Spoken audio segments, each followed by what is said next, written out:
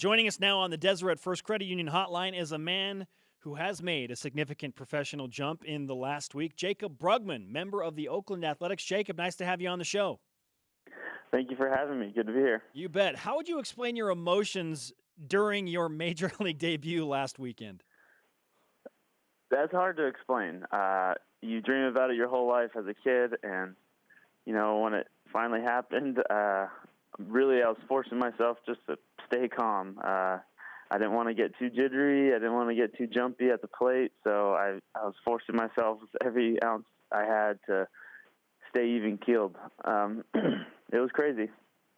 4 years ago, you were on BYUtv playing for the Cougars, and Friday we got to watch you in the majors. So let's rewind a little bit. When did you get the call, and what was your reaction to that call? That, hey, I'm going to the show. It was in Omaha, Nebraska. Our AAA team from the Nashville Sounds were playing there, and they called me in the office after the game. I thought I was going to review some video and kind of just, chat with my hitting coach. And, we started talking. They set it up like it was a normal little, meeting of looking over your numbers and stuff. But then my manager came in, Ryan Christensen, and, laid it on me. And I didn't believe him at first. I was shocked because I wasn't expecting it. And, it just turned into one of the best days of my life. Yeah, can you imagine? Hey, you're getting called up. April Fools. What kind of nerves did you feel when you arrived at Tropicana Field on Friday? Oh man, it was very I didn't know what to expect. I didn't know how to act. You kind of just walk with the tail between your legs and just hope for the best. I was pretty nervous, but again, I really forced myself to keep an even keel, and I thought I did a pretty good job of that. But all in all, it was nice to have some friends there on the team that I've known for a while, so that helped a lot also. You start batting ninth, and then eighth, and then seventh, and then you lead off. What was it like to climb in the order? It was crazy. I let off all this year in the minor leagues and last year, so I'm used to it, but obviously not used to that at the major league level. So I remember I walked up to the plate and the catcher, Derek Norris, said, "Your third day and you're already getting the leadoff?" And I was like, "I guess so." There's big leaguers right here, and I'm in Tropicana Field. I'm the first batter of the game. Looking around, I'm like, "Oh man, what's going on?" But it's all fun, and all the guys are nice. Everyone's respectful, and they're all professionals. So it makes it kind of a fun transition.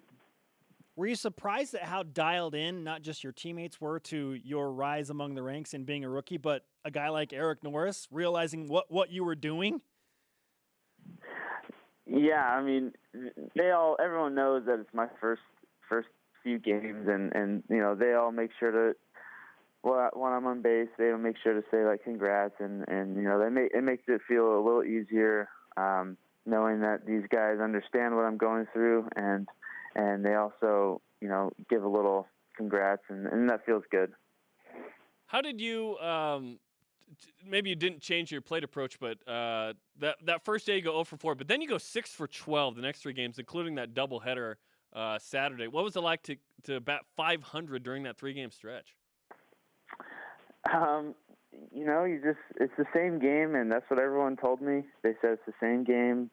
Don't think about it too much. And so what I did was I just went out there, acted like it was a normal day at the field, like I've been doing my whole life, and stick to my approach. You don't want to do too much and get out of your approach, and that's when things go wrong. So I really just stuck to my game, and when you do that and stay consistent, things happen. You've been a professional for 4 years now. Football players talk about the game slowing down. How does that apply to your experience now in the major leagues? Well, with the heightened emotions and adrenaline you get when you're in your first few games, I would say the game speeds up a little bit because, you're a little scatterbrained and things are going quick. When, emotionally you got to make sure you keep yourself in check. So I noticed that it has slowed down just a tad bit. The last game I was able to, after the first three, I was able to get in a groove and then it started slowing down a little bit there.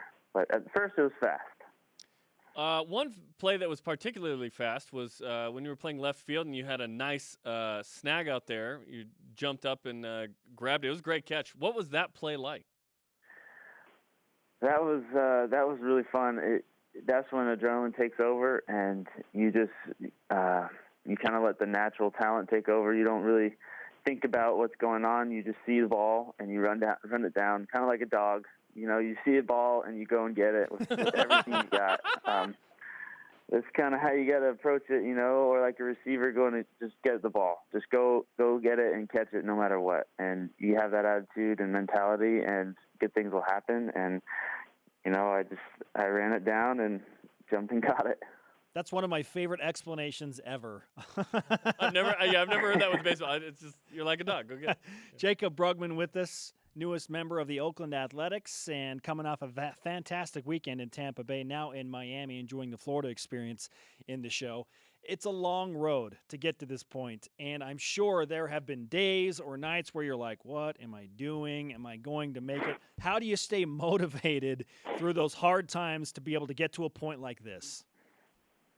I mean, you said it. You really have those nights where you're just like, what am I doing? Where am I? What day is it? And am I ever going to make it? And it's really a grueling experience, but what you have to do is just stay positive and have that mindset that I'm going to be there. I'm going to make it. I just got to keep working and turn these down times into fun times and experiences.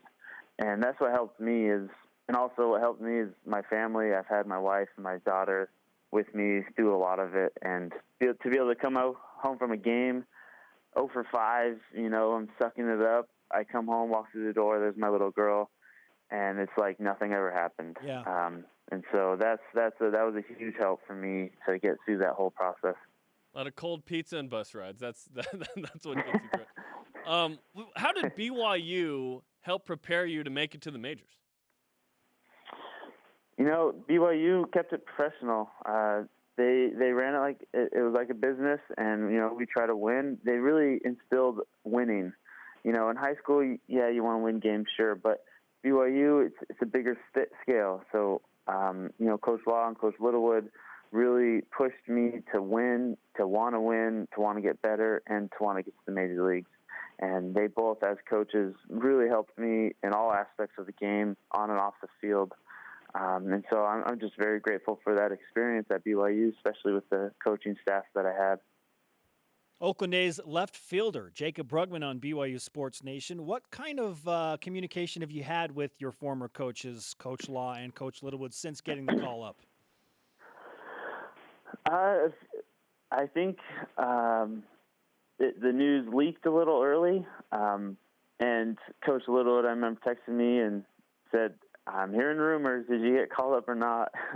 And so I called him right away that night and talked to him a little bit about it. But, I got messages from everyone, and, I'm so grateful for all of that and all the support I've had from friends and family and high school coaches. And, it's just it's a really nice thing to hear from. Today's day 2 of the Major League Baseball draft. BYU hopes to have some guys drafted, several. Maybe the top prospect from the Cougars is Brock Hale, who we'll talk to in the next segment. What advice would you give to a guy like Brock or any BYU guy hoping to be drafted and then to try and make it to the majors?